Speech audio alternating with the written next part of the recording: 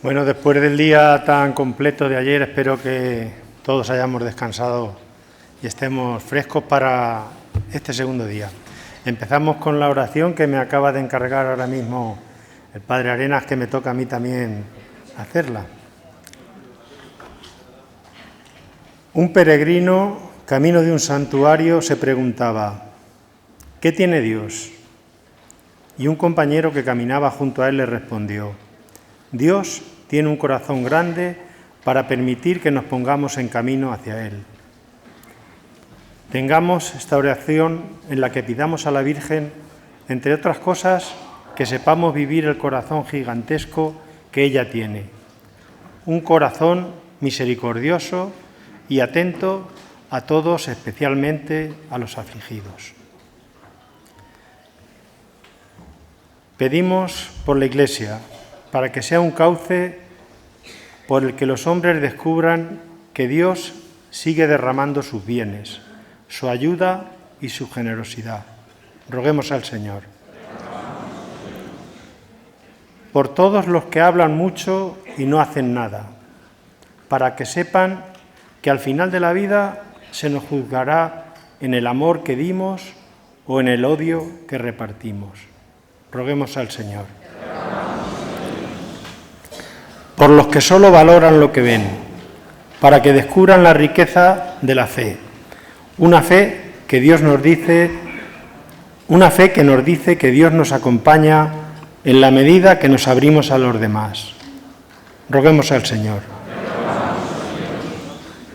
Para que el corazón de María nos contagie a todos los hospitalarios de lo mucho y bueno que habita en él.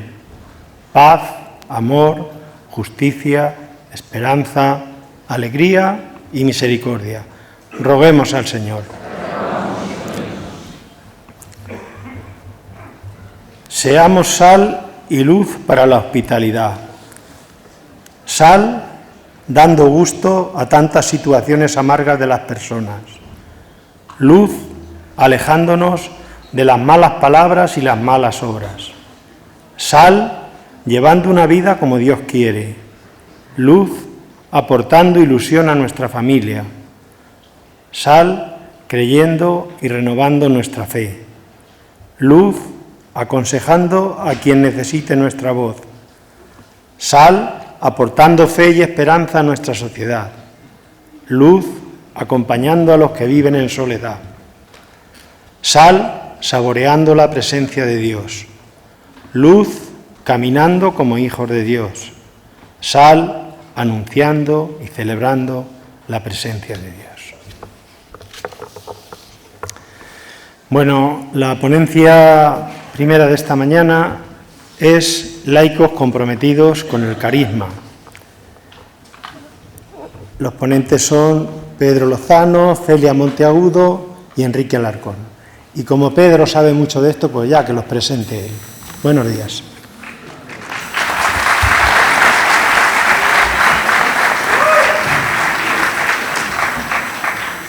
Bueno, muchas gracias a Julio. Os voy a presentar a las personas que están aquí a mi lado. Muchos de vosotros, los albaceteños, por supuesto, conocéis a Celia Monteagudo. Celia Monteagudo es una albaceteña de uno de los pueblos con tradición cuchillera, que es Madrigueras. Laboralmente, ella lo hacía bien como profesora y después se encargaba de que lo hicieran bien otros, como inspectora de enseñanza. Celia tiene 3 doctorados, uno de ellos en Sagradas Escrituras por la Facultad de Teología, permitir que lo lea, de Villayoti. ¿Es así, Celia? Sí. En Delhi, regida por los jesuitas en la India. Durante 17 años, Celia ha sido presidenta de la Asociación Amigos de los Talí, ya sabéis, intocables, siempre bajo la dirección de los maestros de espiritualidad ignaciana más destacados. Ha dado innumerables charlas, conferencias, ejercicios. Es autora de numerosos libros. Yo, haciendo un resumen de sus libros, ayer conté 14. Seguramente me he quedado corto. Algunos títulos que me suenan a mí son Una llamada a ser humanos, Siguiendo las huellas de Jesús, Mujeres que hacen reino. El último, o penúltimo, porque sé que tiene otro ya para salir, es María, mujer y discípula del reino. Celia también es presidenta de Manos Unidas, pero el título que más le gusta a Celia, del que más orgullosa está, es que es abuela de 2 nietos y juega con ellos al fútbol con pelotas de papel. Bueno, Celia, buenos días y muchas gracias por estar aquí. A mi derecha tenéis a Enrique Alarcón. Enrique Alarcón, siendo muy joven, apenas cumplido los 20 años, tuvo un accidente que modificó su vida. Pero en lugar de desesperarse, puso su vida en manos del Señor y los frutos que ha dado desde entonces son numerosísimos en calidad y en cantidad. Es funcionario del Ministerio de Fomento, eso es lo que menos importancia tiene. Fundador de numerosísimas asociaciones, grupos, federaciones, siempre relacionados con el mundo de los necesitados, Cáritas, inmigración, discapacidad. Es profesor de Tecnología de la Comunicación. Igual que Celia, ha impartido conferencias y cursos en universidades, institutos, órdenes religiosas, pertenece al Club de Letras. Con Celia y conmigo formamos parte de la Comisión Permanente de Laicos de esta diócesis. Enrique es presidente de la Confederación de Asociaciones de Personas con Discapacidad y presidente nacional de Frater. Hace menos de un mes vino de Roma, donde el Papa, con otras 4 personas de todo el mundo, les encargó redactar los documentos finales relacionados, los documentos finales del sínodo relacionados con la discapacidad. Ya os digo, hace menos de un mes que ha vuelto. Y igual que nos pasa a Celia y a mí, ahora cuando el título también, que más le gusta a él, es cuando su nieto, Alex, que tiene 5 años, se sube en sus piernas y le dice: ¡abuelo, velocidad! Y Enrique, a continuación, bate el récord de silla por pasillo. ¿Verdad, Enrique? Buenos días, bienvenido. Y voy a presentarme yo. Yo soy en esta vida aprendiz de todo, pero especialmente aprendiz de 2 cosas.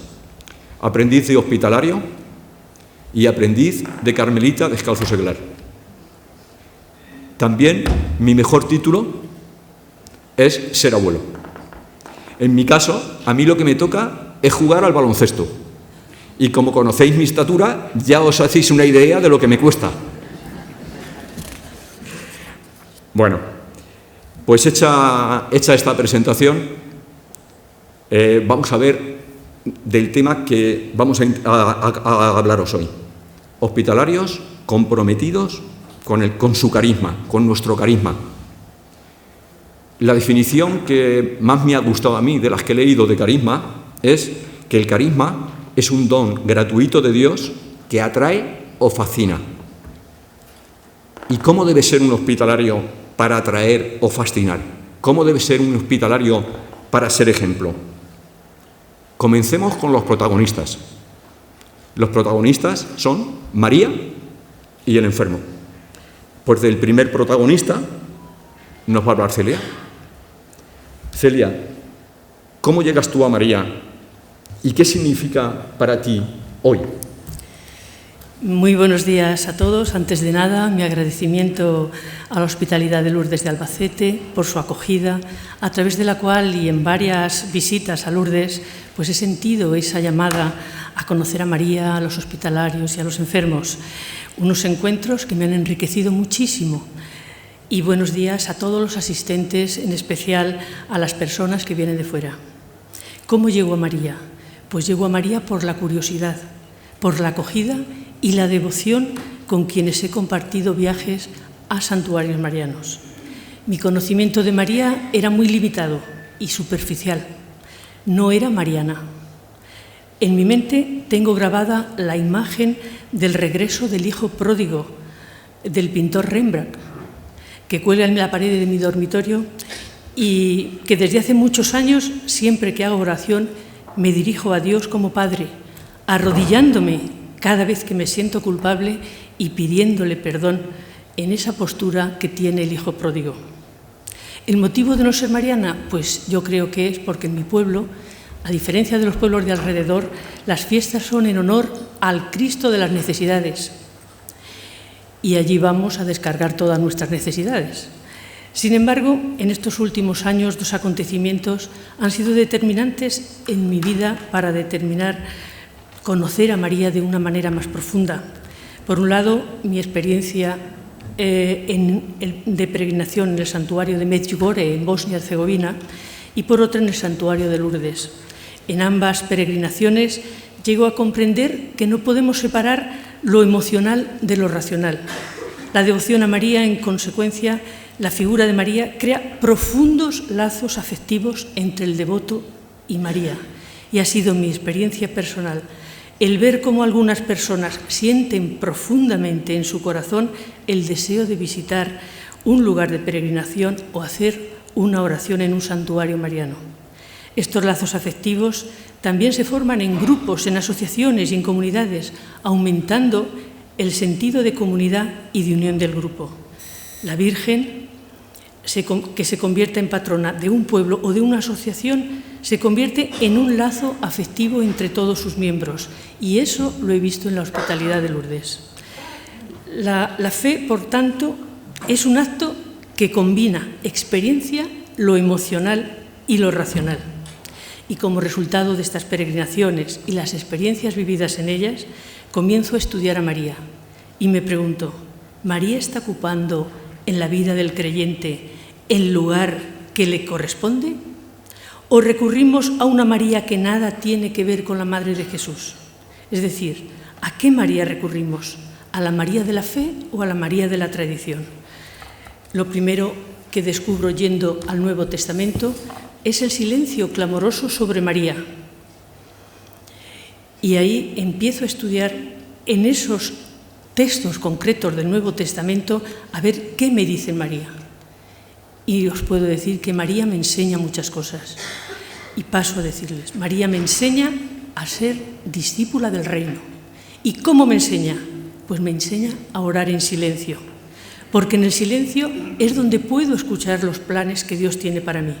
Anoche, en el acto sacramental de Regina Coeli, veíamos cómo tenemos 2 voces. La voz de nuestra mente, que ahí se veía reflejada como Lucifer, y la voz de nuestro interior.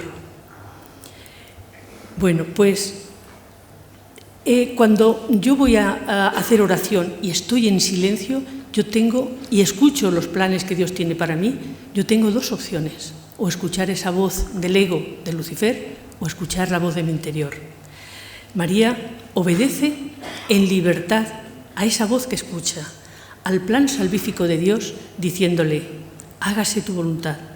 No le pregunta a José, ni tampoco dice, espérate que me lo piense. Tampoco le pregunta a sus padres, porque la respuesta a los planes de Dios es personal. Otra cosa que encuentro en María, que me enseña, es que para Dios no hay nada imposible. En la visita de María a su prima Isabel lo vemos con claridad. 2 mujeres que se encuentran dejan a los hombres a su sombra. Son pobres, ambas rechazadas, una Isabel por su esterilidad, la otra María por ser una insignificante mujer del pueblo de Nazaret. En cambio, son bendecidas por Dios. Están embarazadas, una cargando en su vientre el mayor ser humano nacido de mujer, Juan el Bautista, como nos dice Lucas, y la otra al Salvador, a Jesús, la encarnación de la bendición prometida, como leemos en Gálatas. En este contexto es donde María pronuncia el canto del Magnificat. Canta la liberación del ser humano, libertad que pasa a ser ella la primera en gozar, después los humildes y hambrientos y el propio Israel.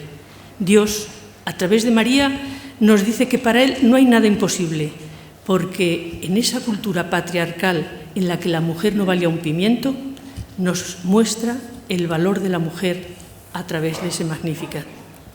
Y sin embargo, ¿cuántas veces nos negamos a hacer algo porque tenemos miedo y decimos, yo no sé, yo no puedo, olvidándonos de que el Espíritu de Dios está con nosotros para echarnos una mano? María también me enseña el significado de mediar, eso lo veo en las bodas de Caná. Desde el punto de vista teológico, el pasaje de las bodas de Caná es para los católicos uno de los textos bíblicos más fuertes que soporta las enseñanzas marianas de la Iglesia. Hagan lo que Él les diga. Pero además es en la narración de las bodas de Caná donde María cumple su primera intervención de intercesión y mediación, debido a la poca previsión de vino de los organizadores del banquete. María, para evitar una vergüenza pública, intercede ante Jesús en nombre de los esposos. Pero, ¿qué significa ser mediadora? Mediar significa hablar ante alguien en favor de otra persona para conseguirle un favor. Así que, en cierto modo, todos somos mediadores cuando rezamos unos por otros, porque eso es precisamente lo que hacemos en la oración de intercesión. Y aunque es cierto que podemos pedirle a Dios directamente, el mismo Santiago también nos dice, oren unos por otros. Y eso es lo que los católicos también pedimos a la Virgen, ruega por nosotros. Pero no olvidemos que la misión de María consiste en llevarnos siempre a Jesús. Hagan lo que Él los diga, recordándonos que lo importante es el mensaje de Jesús y no ella. Hay un elemento todavía más importante en este papel de mediador de María. Ella es mediadora porque sabe escuchar, porque sabe estar atenta a lo que Dios y el reino le pide. ¿Y cómo he visto yo este aspecto de mediadora o de mediadores en los hospitalarios?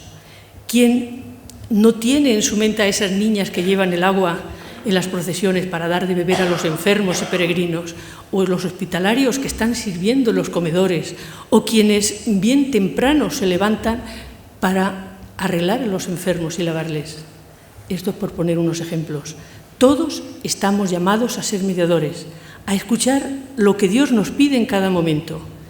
Lo que ocurre es que muchas veces queremos ser mediadores sin escuchar.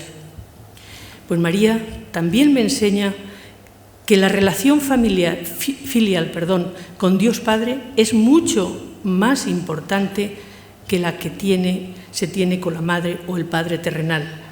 Esto lo vemos en Marcos, quien dice, llegan su madre, en el texto llegan su madre y sus hermanos y quedándose fuera le envían llamar. Estaba mucha gente sentada a su alrededor y le decían, oye, tu madre y tus hermanos están fuera y te buscan. Y él les responde, ¿quién es mi madre y mis hermanos?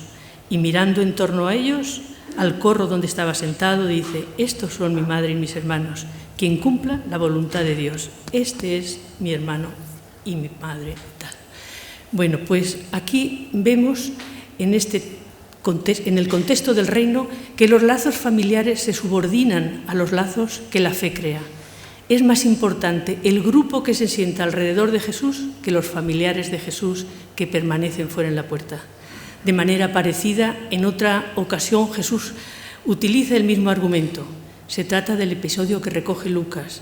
Alzó la voz una mujer de entre la gente y dijo, dichoso el seno que te llevó y los pechos que te criaron. Pero él dijo, dichosos más bien los que oyen la palabra de Dios y la guardian. La verdadera filiación de un seguidor de Jesús se establece con Dios.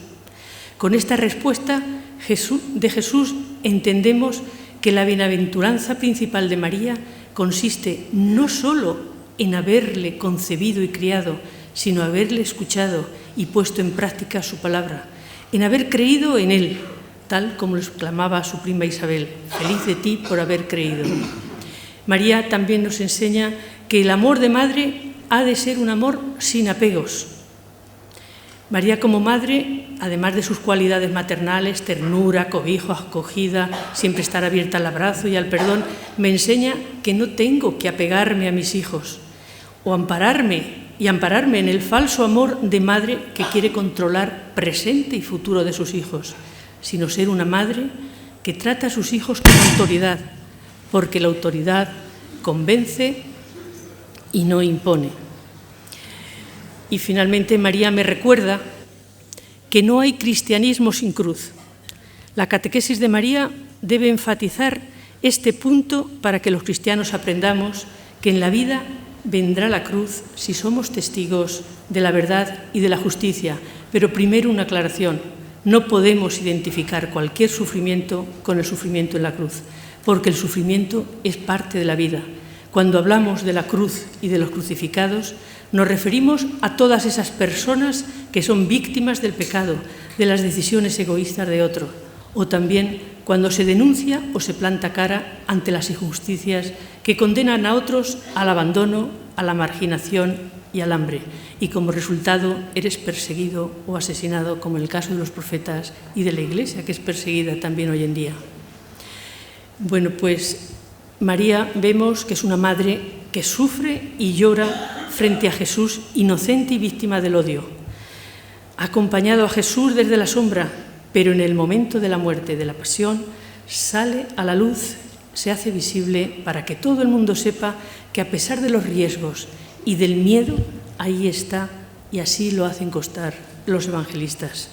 Cuando miramos una imagen de ella, vemos su dulzura, la ternura de su mirada, la serenidad de su semblante, su mano acogedora, pero también tiene un corazón atravesado por una espada. María arriesga su vida, sus proyectos, y acoge el proyecto de Dios para la humanidad, en medio de muchas pobrezas y dificultades, y teje la historia de la salvación con los hilos que Dios le ofrece. Muchas gracias.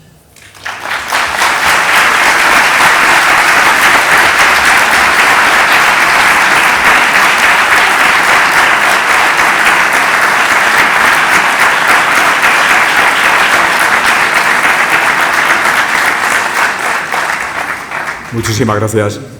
Pues Celia nos ha hablado del primer protagonista del que hablábamos, de María, y Enrique pues nos va a hablar del segundo protagonista, el enfermo.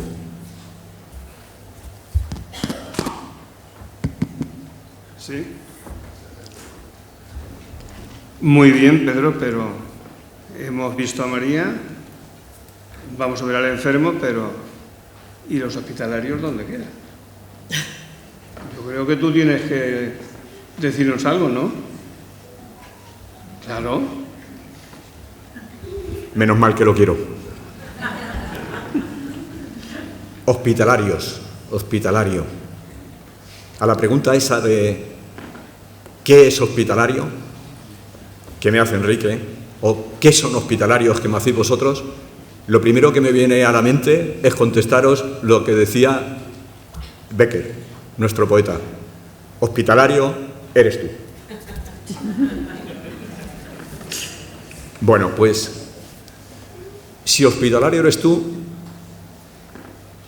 voy a salir de esta relatándoos un episodio del Evangelio. Mirad, estaba Jesús en Cafarnaún, sentado en la puerta seguramente de la casa de la familia de Pedro, y estaba rodeado de muchísima gente. Él estaba hablando, estaban todos encantados, oyéndole y viéndole. Y os voy a decir quiénes eran los que estaban allí oyéndole. Mirad, estaba el presidente de la Federación de Asociaciones de Sinagogas de la zona de Galilea. Este estaba sentado allí en un sillón dorado y unos cojines. Junto a él, sentado en sillas, con el asiento de piel, estaba el delegado gubernativo del rey Herodes y el representante del Consejo de Ancianos Levitas de Haifa y Cafarnaún, el Calchaca. Ya en el suelo, sentado en una piedra, estaba el delegado general de los ermitaños del Monte Carmelo. Otros muchos estaban sentados en el suelo y de pie, de Cafarnaún y de los pueblos cercanos. De golpe aparece unas personas que traen a alguien en una camilla. Eran brancadiers, camilleros. Estas personas, en alguno de los evangelios dice que eran 4, en otro no dice el número, podían ser varios, seguramente eran varios. Quizá eran hombres, pero seguramente también eran hombres y mujeres. Hombres y mujeres que traen un impedido a una persona que no anda y le quieren acercar a Jesús. Mirad, el delegado el de la Federación de las Sinagogas, les ve venir y piensa: yo que estoy aquí en este sillón, que me he ganado a pulso, que yo soy una autoridad, yo no me voy a levantar. Si queréis os lo digo con las palabras que lo dijo él. Dijo él: bonico estuviera que tuviera que levantarme para dejarlos pasar. El representante del Calchaca, que como os he dicho es la asociación de levitas de la zona esta, pensó: yo me he ganado esta silla, yo tengo derecho a ella, vamos, que no me muevo. El del Monte Carmelo, que estaba sentado en una piedra, dijo: hombre, la piedra esta no es muy cómoda, pero es que la he calentado ya. Con lo calentica que está, si hubieran venido antes que la piedra estuviera fría, pues me hubiese levantado y los hubiese dejado pasar, pero está calentica ya, yo tampoco me voy a mover de aquí. Y los que estaban en el suelo y de pie decían: qué bien veo desde aquí a Jesús, qué bien le escucho, cómo me muevo de aquí y luego perder mi sitio. Bueno, pues estos que llegaban, que venían de Tiberíades o venían de Nazaret, o quizás habían llegado en barco a Jaffa, venían haciendo un gran esfuerzo. Acordaros de esa palabra, ¿vale? Venían haciendo un gran esfuerzo para acercar a esa persona que no podía andar a Jesús. Visto que era difícil acercarle a Jesús, le echan imaginación, piensan, son creativos y dicen: ¿cómo lo podemos hacer? Y son atrevidos, no se quedan allí detrás de los que estaban viendo a Jesús. Piensan: ¿cómo lo hacemos? ¿Cómo podemos arreglar esto? Rompen el tejado, lo bajan con cuerdas, este hombre ataba la camilla y lo ponen delante de Jesús. Recordad, son atrevidos, son imaginativos, tienen interés, quieren acercarlo a Jesús. Y cuando Jesús tiene a esta persona delante suyo, dice: viendo la fe de aquellos, ojo, de los brancadier, de las enfermeras, no dice viendo la fe del enfermo que tenía delante, viendo la fe de aquellos, le dijo al enfermo: ¿has venido a mí buscando un milagro? No te preocupes. Tú has querido y te han traído con fe buscando un milagro, yo te daré el milagro. Voy a hacer en ti el milagro y voy a hacer uno de los milagros más gordos.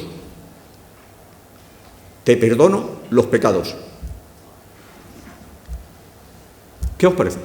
Te perdono los pecados. Viendo la fe de aquellos. Mucha gente que se escandalizó y dijo: ¿pero cómo perdona pecados? Y entonces Jesús dijo: porque sois unos cabezones, porque sois unos burráncanos, para que veáis que también puedo hacer otras cosas, pero el milagro ya está hecho. Deja tu camilla, levántate y vete. Para mí, esto que ocurre ahí tiene que ver con ese carisma que tenemos que tener los hospitalarios. Tenemos que ser personas dispuestos a esforzarnos, a tener constancia, como aquellos que llevaban a este impedido. Aunque encontremos dificultades, que a veces las vamos a encontrar en nuestra casa, tenemos que ser imaginativos, creativos, y hacer esa idea que sea para que esto funcione. Y eso es otra imagen de ellos. Sobre todo, tenemos que tener fe. Fe en que Jesús siempre va a hacer el milagro. A veces es el milagro que Él quiere, como debe ser. Y a veces Jesús, viendo lo burros que somos, dice, venga, y además, para que veáis que además del milagro tengo que demostraros, queréis ver alguna otra cosa, pues a veces hace curaciones. Creo que esto tiene mucho que ver con el carisma de los hospitalarios.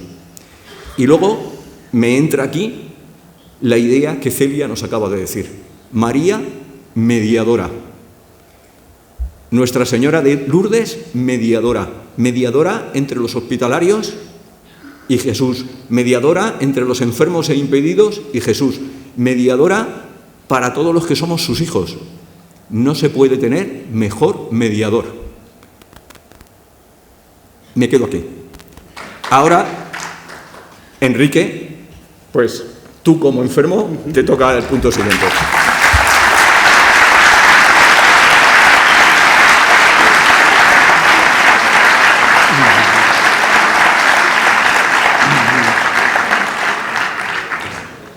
Se dice en la Evangelii Gaudium, la alegría del corazón, del Evangelio, llena el corazón y la vida entera de los que se encuentran con Jesús. Quienes se dejan salvar por Él son liberados del pecado de la tristeza, del vacío interior del aislamiento. Con Jesucristo siempre nace y renace la alegría. Gracias, Pedro. Gracias, Celia. Muchas gracias a todos y a todas por haberme invitado a vuestro congreso, donde intentaré exponer mi humilde aportación. Voy a empezar haciéndola contextualizando sobre este enfermo que se encontraba allí, ese paralítico, del que se dice muy poquito. Se obra mucho en él, pero se dice muy poquito. Y para contextualizar en los paralíticos de hoy día en el mundo, baste recordar que, según los datos de la Organización Mundial de la Salud, no somos ni más ni menos que más de 1.000 millones de personas. Es decir, el 15% de la población del mundo somos personas con discapacidad o personas enfermas. Por mi parte, ya que voy a asumir esta mañana este papel, pues me siento muy identificado con el paralítico. La verdad es que me siento muy identificado con él. Unos días antes de cumplir los 20 años, muy pocos días antes, circulaba con mi coche, vivía en Valencia, me acompañaba una de mis tías, y en un momento dado mi tía empezó a contarme que una amiga suya, que tenía un hijo con 17 años, había tenido un accidente de moto y le habían tenido que cortar desde el codo el brazo. Y mi primera reacción mientras iba conduciendo, dije, tía, pues la verdad es que tengo que decirte que si a mí me pasa eso, yo preferiría morirme antes que quedarme así. Bueno, pues 7 días después, muy poquitos días después, yo me encontré sin pies y sin manos. Toma. Pero es que después, muchos meses después, cuando estaba en mi pueblo y decidí salir la primera vez a la calle, una de las personas que se acercaron a mí, una mujer no muy mayor, que me conocía lógicamente, fue a saludarme y me dijo, ay Enrique, la verdad es que para haberte quedado así, mejor que te hubieras muerto. Tela marinera, el círculo completo. Y tú no querías... ¿Tú qué es lo que querías, Enrique? Pues ahí lo tienes, ¿no? Ahí lo tienes, Enrique.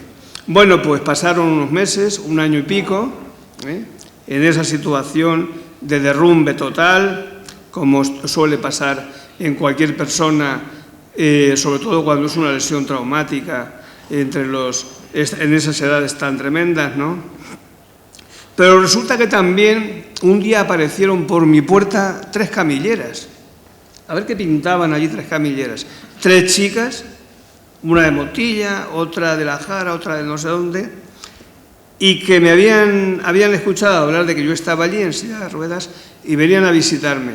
Eran 3 chicas de Frater, me invitaron a ver si quería acompañarlas, volvieron varias veces y al final me decidí a acompañarlas a sus reuniones. Y ahí comenzó mi proceso de sanación.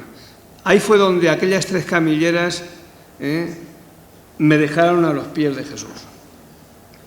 Y así, al igual que en el pasaje evangelio, esas 3 camilleras que me recogieron me dieron una oportunidad. Eso es muy importante, dar una oportunidad. Con su fe propiciaron mi contacto con Jesús. Aquella preocupación que mostraron por mí las llevó a cargar con la camilla del hermano, a superar barreras, tanto físicas como mentales.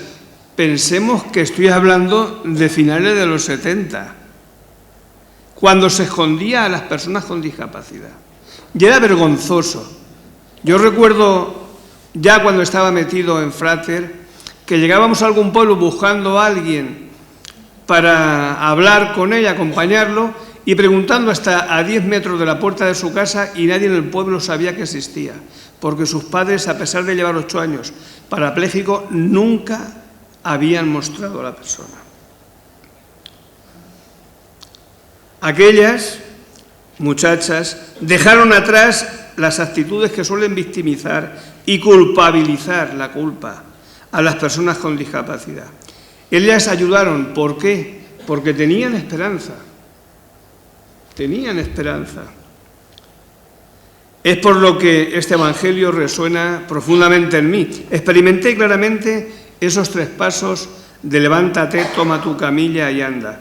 Pero por referirme un poco a los 4, si volvemos a la arcena, podemos observar cómo el paralítico ocupa el centro de la arcena.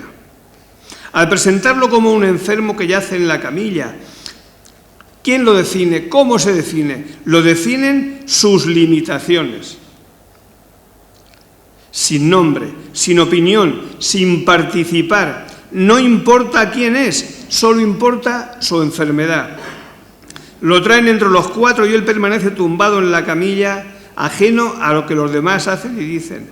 No cabe mejor fotografía para ver cómo se veía entonces y también hoy, tristemente, en numerosas ocasiones a las personas con enfermedad y con discapacidad, tanto en la sociedad como en la Iglesia, que somos Iglesia. Los 4 que menciona el relato bien pueden ser un guiño para identificarnos de manera relacional, los hospitalarios y las personas enfermas o con discapacidad. Es decir, compartimos nuestra experiencia y desde ahí nuestra fe nos permitirá crecer juntos. Así aprenderemos unos de los otros y se facilitará cuando sea necesario ayudarnos mutuamente, porque cada cual, desde nuestra circunstancia, tenemos nuestras capacidades. Jesús reacciona viendo la fe que tenían. Lo hemos dicho, esos 4, vosotras y vosotros, hospitalarios, con vuestra fe podéis dar hoy a la persona enferma, al paralítico, a la persona enferma y con discapacidad, una oportunidad. Así una nueva vida puede surgir para ese enfermo, que no puede moverse y desde ahí puede comenzar a surgir. Los 4, vosotros y vosotras, quizás como aquellos solo buscan en Jesús la salud física. Podéis que solamente busquéis la salud física. Ya Jesús se dirigirá al enfermo y hablándole de la salud integral. Pienso que tenéis una gran tarea. Pero cuidado, porque es muy frecuente que al mirar a la persona nos fijemos solo en qué, en aquello que le falta, en aquello que le limita, y eso fácilmente nos conduce a olvidarnos de la persona y consciente o inconscientemente la privamos de su imprescindible participación activa en su rehabilitación y la liberación que necesita. Hoy somos conscientes de que todos necesitamos de los demás. Todos podemos ayudar a los demás. Considerar a las personas con discapacidad o enfermas exclusivamente como sujetos de la ayuda y de la asistencia de los otros es abrir la puerta a algo que es muy dañino, el paternalismo. Además, este pensamiento, esta actitud, supone olvidar que también ellas son generadoras de bienes, de valores y recursos que benefician a todos. Juntos somos todos más humanos, más hermanos y más cristianos. Es necesario enfocar y destacar aquellas capacidades que deben aflorar, porque están ahí. Desde una actitud paternalista no se pueden ver ni enfocar las capacidades de los demás, ya sea hacia una persona con discapacidad o hacia cualquier otra persona. Además, la enfermedad y la discapacidad llegan a ser generadoras de un ambiente único, un sustrato donde crece la sensibilidad y la ternura, donde se prioriza el interior de cada ser por encima de su apariencia y su salud. Yo, en mi caso, poco a poco, y en Frater, fui descubriendo a un Dios Padre misericordioso, amigo de todos y que no excluye a nadie de su salvación. Y es que sanando en lo profundo de su ser, el hombre siempre podrá retomar el camino de una nueva vida, en pie, caminando con o sin camilla o sin silla de ruedas, que eso es lo de menos, sino sanado interiormente, reconciliado con Dios, consigo mismo y con los demás. Y así podrá vivir centrado en el ser y no en lo que puede o no puede hacer o tener, qué puede hacer con sus manos y con sus pies. Jesús otorga aquello que puede hacerle caminar a la persona sin tropiezos, que es un corazón amado y capacitado para amar. En la escena también podemos observar cómo el gentío impedía el paso para llegar a Jesús. Es muy importante prestar atención a este detalle. Los últimos siempre se quedan fuera. Como nos dibujabas muy bien, Pedro, es una escena preciosa. ¿Cómo la dibujabas? Los últimos siempre se quedan fuera. Los más vulnerables, los pequeños, casi como si fuera algo natural, sin pensarlo siquiera, les impedimos avanzar. Los dejamos al margen, en sus periferias existenciales y también, repito, en la Iglesia. Por tanto, es necesario superar cualquier actitud paternalista hacia quienes experimentan una condición de discapacidad o enfermedad y superar la idea de que debemos ser atendidos exclusivamente. Se trata de una actitud, desgraciadamente, todavía muy extendida y que se sustenta en la lástima y en seguir considerándonos objetos de la atención de la Iglesia y no sujetos. Por eso es urgente un cambio de mentalidad que ayude a captar el potencial de cada uno.